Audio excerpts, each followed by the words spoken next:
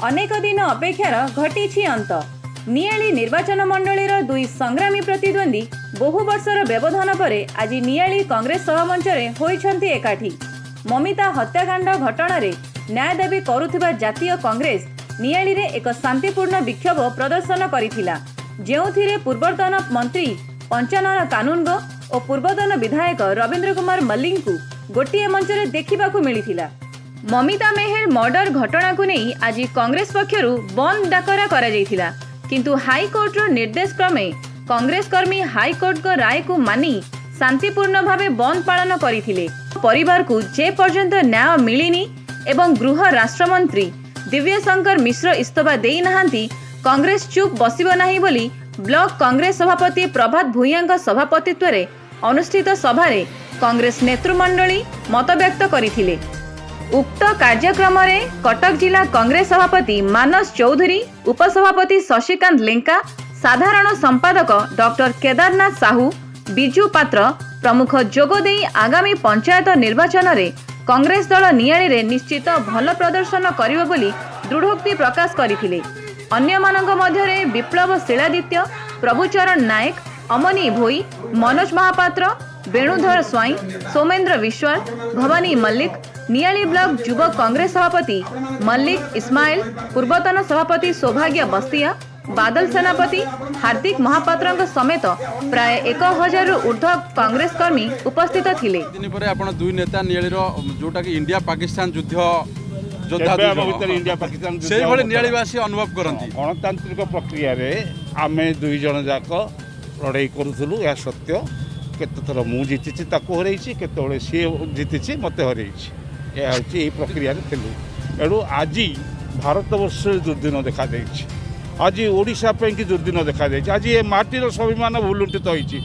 से समय आज आम एकाठी होइछु, मु एवं रवि मल्लिक आमे दुई जन व्यक्तिगत संपर्क से पाठ पढ़ला बेल ठारू मु राजनीति की आणला बेल जो कांग्रेस रे आसी जॉइन करथिले बहुत संपर्क भल आमर एथरे किसी असुविधा नहीं। व्यक्तिगत संपर्क रे थिबो जदि भल रहिथिबो जदि ताले ए जो जेतबेले राजनैतिक दुर्नीति बा दुर्गति आसे ताकू मुकाबिला करिवा पे कि शक्ति मिले। वर्तमान नियाली रे आपण बीजेडी सहित लड़ाई करिवे ना बीजेपी सहित आपनकर कोन रहयो भूमिका? सुनो बीजेपी बोली एठी किछि नथिला, एठी बीजेपी बोली किछि नाही, एठी नाही कि ओडिशा रे भी नाही। जहाँ जाइछन्ति कोठु कोठु छिटका छिटका सब चल जाइछन्ति। जो माने एठिकार एमएलए ऊपर असंतुष्ट थिले बीजेडी हो बा कांग्रेस हो से माने सब जाइछन्ति बारी बीजेपी की। से केही रहिबे नै बीजेपी रो। बीजेपी घर एई 10-15 दिन भितरे पूरा खाली हो जिवो। ताका वाइस प्रेसिडेंट होउछन्ति आसिके एठी भाषण दउथले। वर्तमान के से भूइया प्रभात भूइया जाइथिले लक्ष्य कर छिड़ाइछन्ति ताका वाइस प्रेसिडेंट से किंतु छाड़ब केमी भाई आसी दिन भाई जाक जो पहुँची गले सी आईपर ना कौटी कहीं रे ना। बीजेपीटा सफा। बीजेडी जो अन्याय दुर्नीति जो मैंने लाभवान होती, जो मैंने पैसा खाई पैसार मोहरे महू फेणारे मुह लगे से मैंने केवल रे जो मानकर स्वाभिमान अच्छी लड़ाई पे कि प्रस्तुति अच्छी से सबू फेरी आसवे ए दी भाई को जो अनेबे। मोटामोटी भाव दी जनकर आपण दी जनकर होउची निर्वाचन मंडली समस्त भोट किंतु वर्तमान समस्त भोट आपण दी जन खूब कम व्यवधान ने जीतिले। सब तक भोट होउची आपण मान दी जनकर। वर्तमान स्थिति कोन रहइबो? या सत्य जे दीर्घ दिन धरि हम दी जन भितरे भोट बंटवारी हेकि रहितला आ तृतीय पक्ष केही नथिले। या सत्य किंतु लोकंकर भोट जे आम हाथ मुठारे मुझे केबे भी विचार करे नहीं बा कहि परिबे नहीं। लोके तांकर चिंता करिवे जदि भाबिबे जे ए दी जन जाक जदि एकाठी होइचंती आमे कुआडे जीवा नहीं, आमे सुरक्षित रहिबा, आम माटी सुरक्षित रहिबो, से माने समस्ते निश्चय। अनेक सरपंच जिला परिषद अन्य दल रे आपनकर वर्तमान अछंती, आपनकर पाखुर से माने सृष्टि होइचंती नेता तांको पुणी आपण आनियो चेष्टा करिवे। सब नेता मो पाखुर सृष्टि होइचंती, ओडिसा रे भी अनेक नेता सृष्टि होइचंती एवं से फेरिवे सब आस्ते आस्ते फेरि आसीबे। पंचायत निर्वाचन में भल करिवो कांग्रेस दल निश्चय करिवो से विश्वास मोर ए माटी ऊपर अछि, लोकंक ऊपर अछि। नवीन पट्टनायक नियम एकुटी घंटा घोड़ी रखिता मंत्री कोन अछि नियाली के केमे देखछन्ती आपण? मो फरिया से गोविंद माटी दुई रे तीन मिसले चार हुए पंचायत में मिसले कौन हम अपना प्रेस में जानी ଏବଂ ନିଆଳି ଲୋକ ଜାଣନ୍ତି ବ୍ରହ୍ମଲିକ ଥରେ ବାହାରିଲେ ତାପରେ ଅବସ୍ଥାଟା କ'ଣ ହୁଏ ସରକାର ଦଳ ହଉ ବିରୋଧୀ ଦଳ ହଉ ଆମେ ଜିତିବା ଆମର ନିଶ୍ଚିନ୍ତ ତାକୁ କେହି ରୋକିପାରିବେନି। ଅର୍ଥବଳ ବାହୁବଳ ସରକାର କ୍ଷମତା ଯାହା ବିନିଯୋଗ କଲେ ମଧ୍ୟ ଏଠି କଂଗ୍ରେସ ଜିତିବ। ପଞ୍ଚାୟତ ନିର୍ବାଚନରେ କଂଗ୍ରେସ ଆସିବ ବୋଲି ଆପଣଙ୍କର ଆଶା ବିଶ୍ୱାସ? ଏଥିରେ ଆପଣଙ୍କର ସନ୍ଦେହ ଅଛି? ନିଶ୍ଚିନ୍ତ ଆସିବୁ। 15 ବର୍ଷ ହେଲାଣି କ'ଣ ବି ଆସୁନଥିଲେ? ସବୁବେଳେ ଆସୁଥିଲୁ ଲୋକମାନେ ଆଗରୁ କମ୍ୟୁନିକେସନ୍ ଅସୁବିଧା ଥିଲା, ଗାଡ଼ିରେ ଯିବାକୁ ପଡ଼ୁଥିଲା। ଏବେ ଘରେ ବସିଲେ ଟେଲିଫୋନ ହ୍ୱାଟ୍ସଆପ୍ରେ କଥାବାର୍ତ୍ତା କରିବେ। ସେଇ ଲଢ଼େଇ ପୁଣି ପୁନର୍ବାର ହେବ ବୋଲି ଆପଣ ଭାବୁଛନ୍ତି? ଫେରିଲାଣି, ଆଜିଠୁ ଆରମ୍ଭ ହେଲା। କାନୁନଗୋ ରଇମଲ୍ଲିକ ମିଶିବେ ଏରଞ୍ଚ ପଞ୍ଚାୟତରେ ଯେଉଁ ବୈଠକ ହେଇଥିଲା, ଆଜି ଆପଣଙ୍କର ସଫଳ ହେଇଛନ୍ତି। ପୂର୍ବରୁ ସଭାପତି ଆପଣ ବର୍ତ୍ତମାନ ଅଛନ୍ତି, କିନ୍ତୁ ପୂର୍ବରୁ କୌଣସି ସଭାପତି এই କାମଟି କରିପାରିନଥିଲେ ଦୀର୍ଘ 15 ବର୍ଷ ହେଲାଣି। ଆପଣ କେତେ ସଫଳ ଏବଂ ନିଆଳିରେ ସେଇଟା କେଉଁଭଳି ଭାବରେ ପ୍ରଭାବ ପଡ଼ିବ? ଆପଣ ଆଜି ଦେଖୁଥିବେ ଏଇଭଳି ବର୍ଷା ପରେ ମଧ୍ୟ କେଉଁଭଳି ଭାବରେ ଜନସମର୍ଥନ ଅଛି, କେଉଁଭଳି ଭାବରେ ଲୋକ ଏଠି ଅଛନ୍ତି, ସେଇଥିରୁ ଆପଣ ଜାଣୁଥିବେ ଯେ କ'ଣ ଆର ପ୍ରଭାବ ପଡ଼ିବ।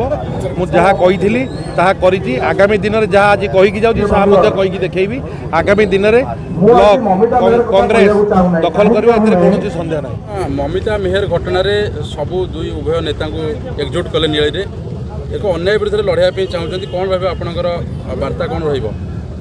ଦେଖନ୍ତୁ, ସାରା ଓଡ଼ିଶାରେ ନାରୀ ଆଜି ସୁରକ୍ଷିତ ନୁହେଁ। ଆପଣ ମମିତା ମେହେର ହତ୍ୟାକାଣ୍ଡରେ ମନ୍ତ୍ରୀ ଦିବ୍ୟଶଙ୍କର ମିଶ୍ର ପ୍ରମାଣଗତ ଥାଇ ମଧ୍ୟ ଏକ ଭ୍ରଷ୍ଟାଚାର ସରକାର ମନ୍ତ୍ରୀକି ଆଜି ନିଜର ଶଙ୍ଖ ତଳେ ତାକୁ ଘୋଡ଼େଇ ରଖିଛନ୍ତି। ଦେଖନ୍ତୁ, ସାରା ଓଡ଼ିଶାରେ ଗୋଟିଏ ଅଞ୍ଜନା ମିଶ୍ର ଧର୍ଷଣ କେସ୍ରେ ଜାନକୀ ବଲ୍ଲଭ ପଟ୍ଟନାୟକ ତାଙ୍କର ମୁଖ୍ୟମନ୍ତ୍ରୀ ପଦରୁ ଇସ୍ତଫା ଦେଇଥିଲେ। ଏକ ସ୍ୱାଭିମାନ ପୁରୁଷ ଥିଲେ। କଂଗ୍ରେସ ସବୁବେଳେ ନୀତି ଆଦର୍ଶ ଉପରେ ବିଶ୍ୱାସ କରେ, କିନ୍ତୁ ଏପରି ଗୋଟିଏ 22 ବର୍ଷ ଧରି ଯେଉଁ ଶାସନ ଏଠି ଚାଲିଛି, କଳୁଷିତ ଶାସନ, କି ନିଆଳି ମାଟିରେ ଯେଉଁ କଳୁଷିତ ବିଧାୟକ ଅଛନ୍ତି, ଯେଉଁ ପ୍ରକାର ଶାସନ ଚାଲିଛି, ସେଥିପାଇଁ ଆଜି ନାରୀ ସୁରକ୍ଷିତ ନୁହେଁ। ଆପଣ ଦେଖନ୍ତୁ, ସବୁ କ୍ଷେତ୍ରରେ ଦୁର୍ନୀତି ଚାଲିଛି। ଯେଉଁ ମମିତା ମେହେରକୁ ଏଠି ନ୍ୟାୟ ପ୍ରଦାନ କରିବା ପାଇଁ ସାରା ଓଡ଼ିଶାରେ ପିସିସି ତରଫରୁ ଯେଉଁ ଡାକରା ଦିଆଯାଇଥିଲା, ତାହା ଆଜି ସମ୍ପୂର୍ଣ୍ଣ ରୂପେ ନିଆଳିରେ ସୁଫଳ ହୋଇଛି। ଜଣେ ପୂର୍ବତନ ମନ୍ତ୍ରୀ, ପୂର୍ବତନ ବିଧାୟକ, ଯେ ମାଟିର ଲଢ଼ୁଆ ପୁଅ, ସେ ମଧ୍ୟ ଆସିଥିଲେ। କିପରି ଭାବରେ ନାରୀ ଶକ୍ତି ଏଠି ଠିକ୍ ରହିବ ଏବଂ ନାରୀକି କିପରି ଭାବରେ ସୁରକ୍ଷା ଦିଆଯିବ, ନାରୀ ପ୍ରତି ଯେଉଁ ଅନ୍ୟାୟ ଅନୀତି ଦୁର୍ନୀତି ହେଇଛି ତାକୁ କିପରି ଭାବରେ ପର୍ଦ୍ଦାଫାଶ କରାଯିବ, ମନ୍ତ୍ରୀ କିପରି ଭାବରେ ଇସ୍ତଫା ଦେବେ, ସିଏ ଆଜି ନିଜ ମାଟିରେ ଆସି ଆପଣମାନଙ୍କୁ ଉଦ୍ବୋଧନ ଦେଲେ। ଏବଂ ଏ ମାଟି ପ୍ରତି ସେମାନେ କେତେ ଯତ୍ନଶୀଳ ଅଛନ୍ତି, ଆପଣମାନେ ନିଶ୍ଚିନ୍ତ ରୂପେ ତାଙ୍କୁ ଅନେକ ପ୍ରଶ୍ନ କରିଛନ୍ତି, କେତେ ଯତ୍ନଶୀଳ ଅଛନ୍ତି ପୁରୁଣା ନେତା 2 ଜଣ ଆପଣମାନେ ଅନୁଭବ କଲେ। କିନ୍ତୁ ଆଗାମୀ ଦିନରେ ଏଠି ନିଆଳି ମାଟିକୁ ସୁରକ୍ଷା ଦେବା ପାଇଁ, ନିଆଳିର ନାରୀକି ସୁରକ୍ଷା ଦେବା ପାଇଁ, ନିଆଳିର ଯୁବକ ବନ୍ଧୁ ଏବଂ ଛାତ୍ର ସମସ୍ତଙ୍କୁ ସୁରକ୍ଷା ଦେବା ପାଇଁ କଂଗ୍ରେସ ଆଜି ପ୍ରତିଶ୍ରୁତିବଦ୍ଧ। ଆଗାମୀ ପଞ୍ଚାୟତ ନିର୍ବାଚନରେ ଆପଣଙ୍କର କ'ଣ ରହିବ ଭୂମିକା? ପଞ୍ଚାୟତ ନିର୍ବାଚନରେ ଆପଣମାନେ ସମସ୍ତେ ଜାଣିଛନ୍ତି, 2017 ମସିହା ଯେତେବେଳେ ଆମେ ପଞ୍ଚାୟତ ନିର୍ବାଚନ ଲଢ଼ୁଥିଲୁ, ସେତେବେଳେ ଗୋଟେ ନଦୀ ପାର ହେବା ପାଇଁ, ଯେତେବେଳେ ଆମେ ନୂଆ ନଦୀ ପାର ହେଉଥିଲୁ, ଦେଖିଲୁ କେଉଁ ଜାଗାରେ ଖାଲ ଥିଲା, ଆମେ ଗଳିକିରି ଡୁବି ଯାଇଛୁ। ଆମେ ଜନସାଧାରଣଙ୍କର ଯେଉଁ ମତ ଥିଲା 2017 ମସିହା, ତାକୁ ଆମେ ମୁଣ୍ଡପାତି ସହି ନେଲୁ ଏବଂ ଜନସାଧାରଣଙ୍କର ଜନମତକୁ ଆମେ ସମ୍ମାନ ଦେଲୁ। କିନ୍ତୁ ଜଣେ ଯେତେବେଳେ ନଈ ପାରି ହେବା ପାଇଁ ଚେଷ୍ଟା କରିଥିଲା, ପୁଣି ଯେତେବେଳେ 2022 ମସିହାରେ ପାରି ହେବ, କେଉଁଠି ଖାଲ ଅଛି, କେଉଁଠି ଢିପ ଅଛି, ତାର ନଦୀର ସ୍ରୋତ କେତେ ଜୋରରେ ପହଁରିଲେ ନଦୀ ପାରି ହେବ, ତାର ସମସ୍ତ ଆମେ ସବୁ ଜିନିଷ ଜାଣିଛୁ। ଏବଂ ଏଥରକ 2022 ମସିହାରେ ନିର୍ବାଚନ ବୈତରଣୀ ପାରି ହେବା ପାଇଁ ଆମକୁ ବହୁତ ସମୟ ଲାଗିବ ନାହିଁ। ନିଆଳି ଜନସାଧାରଣ ପ୍ରକୃତରେ ସଚେତନ ଅଛନ୍ତି। ଯେଉଁ ପ୍ରକାର ନିଆଳିରେ 50,000ରୁ ଉର୍ଦ୍ଧ୍ୱ ଟଙ୍କା ନେଉଛନ୍ତି ଇନ୍ଦିରା ଆବାସରେ, ଗୋଟେ ଲାଟ୍ରିନ୍ରେ 12,000 ଟଙ୍କାରୁ 6,000 ଟଙ୍କା ନେଉଛନ୍ତି, ଗୋଟିଏ ଭତ୍ତା କରିବା ପାଇଁ 2,000 ଟଙ୍କା ନେଉଛନ୍ତି। 40 ବର୍ଷର ଲୋକ ଆଜି ଏଠି ଭତ୍ତା ପାଉଛନ୍ତି, 80 ବର୍ଷର ବୃଦ୍ଧାବୃଦ୍ଧି ଆଜି ଏଠି ଭତ୍ତା ପାଉନାହାନ୍ତି। ସବୁ କ୍ଷେତ୍ରରେ ଦେଖନ୍ତୁ, ଶିକ୍ଷା କ୍ଷେତ୍ରରେ ଦେଖନ୍ତୁ, ସ୍କୁଲ ଗମନାଗମନ କ୍ଷେତ୍ରରେ ଦେଖନ୍ତୁ, ସବୁ କ୍ଷେତ୍ରରେ ଆଜି ନିଆଳି ଅବହେଳିତ। କିନ୍ତୁ ନିଆଳିରେ ଯେଉଁ ଦଣ୍ଡିଆ ମାନେ ଅଛନ୍ତି, ଡକ୍ଟର ପ୍ରମୋଦ ମଲ୍ଲିକର ଯେଉଁ ଦଣ୍ଡିଆ ମାନେ ଏଠି ଅଛନ୍ତି, ଯେଉଁମାନେ କଲେକ୍ସନ୍ କରି ପ୍ରମୋଦ ମଲ୍ଲିକକି ଦେଉଛନ୍ତି, ସେମାନେ ହয়তো ବିଚଳିତ ହୋଇପାରନ୍ତି କି ନିର୍ବାଚନ ଆମେ ପାରି ହେବୁ ନାହୁଁ। କାରଣ ଜଣେ ଶାସକ ଦଳ ଦୀର୍ଘ ଦିନ ଧରି ଶାସନରେ ଅଛନ୍ତି, ତାଙ୍କର ଚେୟାରମ୍ୟାନ୍ ଅଛି, ବିଧାୟକ ଅଛି, MLA ଅଛନ୍ତି, ଆପଣଙ୍କର ମୁଖ୍ୟମନ୍ତ୍ରୀ ସବୁ ତାଙ୍କର ଅଛନ୍ତି। ଆଜି ପର୍ଯ୍ୟନ୍ତ ଆପଣ ଜାଣିଛନ୍ତି କୌଣସି ପଞ୍ଚାୟତରେ ସେ ଆଜି ପର୍ଯ୍ୟନ୍ତ ତାଙ୍କର ସରପଞ୍ଚ ନୋମିନି ଡିକ୍ଲେୟାର କରିପାରିଲେଣି କି? କାରଣ ତାଙ୍କୁ ଜନସାଧାରଣଙ୍କ ଡର ଅଛି। ନିଆଳି ଜନସାଧାରଣ ଯେକୌଣସି ସେ ଘରକୁ ଯିବେ ଭୋଟ ଆଣିବା ପାଇଁ ସେ ଘରର ଲୋକ ଗୋଟେ ବ୍ୟକ୍ତି ବାହାରିକି କହିବ ମୋର ଇନ୍ଦିରା ଆବାସରେ ନେଇଛୁ 30,000 ମୋ 30,000 ରିଟର୍ଣ୍ଣ କର ମୁଁ ତୋତେ ଭୋଟ ଦେବି। ଯେଉଁ ଜାଗାକୁ ଯିବ ଭୋଟ ପାଇଁ ସେଠି ଗୋଟେ ବୃଦ୍ଧା ଘରୁ ବାହାରିକି କହିବ ତୁ ମୋର ଭତ୍ତା କରିନୁ ତୁ ମୋର ଭତ୍ତା କର ଭତ୍ତା କରିବା ପାଇଁ ତୁ 2,000 ଟଙ୍କା ନେଇଛୁ ଭତ୍ତା ପଇସା ମୋର ରିଟର୍ଣ୍ଣ କର ଆମେ ତୋତେ ଭୋଟ ଦେବୁ। ଯେଉଁ ଜାଗାକୁ ଯିବ ସବୁ କ୍ଷେତ୍ରରେ ତେଣୁ ସେମାନେ ନିଆଳିର ସାଧାରଣ ଜନସାଧାରଣଙ୍କ ପାଖକୁ ଭୋଟ ପାଇ ମାନେ ଭୋଟ ମାଗିବା ପାଇଁ ଭୋଟ ଭିକ୍ଷା କରିବା ପାଇଁ ଯାଇପାରିବେ ନାହିଁ। ଇଏ ହେଉଛି ନିଆଳି ମାଟି। ଏ ନିଆଳି ମାଟି ସବୁବେଳେ ଯେତେବେଳେ ଅରାଜକତା ଦୁର୍ନୀତି ହୁଏ ସବୁବେଳେ ଆପଣ ଦେଖିଛନ୍ତି ନିଆଳି ମାଟିରେ ସବୁବେଳେ ଶାସନର ପତନ ଘଟିଛି। କିଛି ଦିନ ହେଲା ଗୋଟେ ଶାସନ ଚାଲିଛି ଜନମତକୁ ଆମେ ସମ୍ମାନ ଦେଉଛୁ। ଜନମତ ବିଧାୟକ ପ୍ରମୋଦ ମଲ୍ଲିକ କି 3 ଥର ବିଧାୟକ କରିଛନ୍ତି ଏଠି ଲଗାତାର ଚେୟାରମ୍ୟାନ୍ ହେଉଛନ୍ତି କିନ୍ତୁ ସିଏ ଯେଉଁ ମନ ଭିତରେ ରଖିଛନ୍ତି ପୁଣି 2022 ମସିହା ଆମେ କଳେ ବଳେ କୌଶଳେ ଆମେ ବୈତରଣୀ ପାର ହେବୁ। ଏଠି 2017ରେ ଯେଉଁ ପଞ୍ଚାୟତରେ ଯାହା କରିକି ଭାବିଥିଲେ ଆମେ ଚେୟାରମ୍ୟାନ୍ଟା ହେଇଗଲେ 2022ରେ କରିପାରିବେ ନାହିଁ। କାରଣ କଳ ବଳ କୌଶଳ ଅର୍ଥ ସବୁ ପାଇଁ ଆମେ ପ୍ରସ୍ତୁତ ଅଛୁ। କୌଣସି କ୍ଷେତ୍ରରେ କଂଗ୍ରେସ ଦଳ ଏଠି କମ୍ ନାହିଁ। ସବୁ କ୍ଷେତ୍ରରେ ତାଙ୍କୁ ଜବାବ ଦେବା ପାଇଁ ତାଙ୍କ ସହିତ ଲଢ଼େଇ କରିବା ପାଇଁ ପ୍ରତି ପଞ୍ଚାୟତରେ ତାଙ୍କ ମୁହଁକୁ ମୁହଁ ଠିଆ ହେଇକରି କଥା କହିବା ପାଇଁ ନିଆଳିର ପ୍ରତ୍ୟେକ ଜନସାଧାରଣ ନିଆଳିର ପ୍ରତ୍ୟେକ କଂଗ୍ରେସ କର୍ମୀ ଆଜି ରେଡ଼ି ହେଇକି ଅଛନ୍ତି ଜବାବ ଦେବେ। ଯଦି ସେମାନେ ଚାହୁଁଛନ୍ତି ଏଠି ପୁନର୍ବାର ସେମାନେ ପଞ୍ଚାୟତ ସମିତି ଗଠନ କରିବେ ତାହେଲେ ଖୋଲା ମଇଦାନରେ ପ୍ରତି ପଞ୍ଚାୟତରେ ସେମାନେ ଡିକ୍ଲେୟାର କରନ୍ତୁ କି ଆମର ସରପଞ୍ଚ ପ୍ରାର୍ଥୀ ଅମକ ନୋମିନି ପ୍ରାର୍ଥୀ ଅମକ ଜିଲ୍ଲା ପରିଷଦ ପ୍ରାର୍ଥୀ ଅମକ। କରିପାରୁନାହାନ୍ତି କାହିଁକି? ବିଧାୟକ ଯେଉଁ ମାସେ ତଳେ ଯେଉଁ ଚଳଚଞ୍ଚଳ ହେଉଥିଲେ ପ୍ରତି ପଞ୍ଚାୟତରେ କର୍ମୀ ସମ୍ମିଳନୀ ମିଶ୍ରଣ ପର୍ବ ଗଲା କୁଆଡ଼େ? ତେଣୁ ଏଠି ସେ ସ୍ପଷ୍ଟ ଅନୁଭବ କରିଛନ୍ତି ଯେଉଁଦିନ ଯେଉଁ ପଞ୍ଚାୟତରେ ସେମାନେ କ୍ୟାଣ୍ଡିଡେଟ୍ ଡିକ୍ଲାରେସନ୍ କରିବେ ତା ପରଦିନ ସେହି ପଞ୍ଚାୟତରେ ସେମାନେ ସାଧାରଣ ସଭା କରିବା ପାଇଁ ତାଙ୍କ ପାଖରେ ଲୋକ ଅଣ୍ଟିବେନି। ଯେଉଁ ଲୋକ ତାଙ୍କ ପାଖରେ ଅଛନ୍ତି ସେମାନେ ବି ମୁହଁ ଫୁରେଇବେ। ଆମେ ଆଜି ଆପଣମାନଙ୍କ ମିଡ଼ିଆ ଜରିଆରେ ଗୋଟେ କଥା କହିବା ପାଇଁ ଚାହୁଁଛୁ ମୁଁ ନିଆଳିବାସୀଙ୍କୁ। ଯେଉଁ ବିଜେଡ଼ି ଦଳରେ ଯେଉଁ ମା ଭଉଣୀମାନେ ନିଆଳି ଅଞ୍ଚଳରେ ଭୋଟ ଦେଇଛନ୍ତି ସେହି ମା ଭଉଣୀମାନେ ଛାତିରେ ହାତ ରଖି କହିବେ ପ୍ରଭୁ ଶୋଭନେଶ୍ୱରଙ୍କ ପାଖରେ ନିୟମ କରି କହିବେ ପ୍ରଭୁ ଜଗନ୍ନାଥଙ୍କ ପାଖରେ ନିୟମ କରି କହିବେ ପ୍ରଭୁ ଆଲ୍ଲାଙ୍କ ପାଖରେ ନିୟମ କରି କହିବେ ବିଜେଡ଼ି ଦଳରେ ସେମାନେ ଭୋଟ ଦେଇଥିଲେ ସେମାନେ ଇନ୍ଦିରା ଆବାସ ପାଇଁ ପଇସା ଦେଇନାହାନ୍ତି ଭତ୍ତା ପାଇଁ ପଇସା ଦେଇନାହାନ୍ତି ଲାଟ୍ରିନ୍ ପାଇଁ ପଇସା ଦେଇନାହାନ୍ତି ଚାଉଳ କାର୍ଡ଼ ପାଇଁ ପଇସା ଦେଇନାହାନ୍ତି। କେବଳ ବିଜେଡ଼ି ଦଳରେ ଯେଉଁମାନେ ଭୋଟ ଦେଇଛନ୍ତି ନିଆଳିରେ ସେଇମାନେ ପ୍ରଥମେ କୁହନ୍ତୁ। କାରଣ ସର୍ବାଧିକ ଯଦି କ୍ଷତିଗ୍ରସ୍ତ ହୋଇଛନ୍ତି ଯେଉଁମାନେ ତାଙ୍କୁ ଭୋଟ ଦେଇଥିଲେ ସେଇମାନଙ୍କ ଠାରୁ ହିଁ ଶୋଷଣ କରାଯାଇଛି।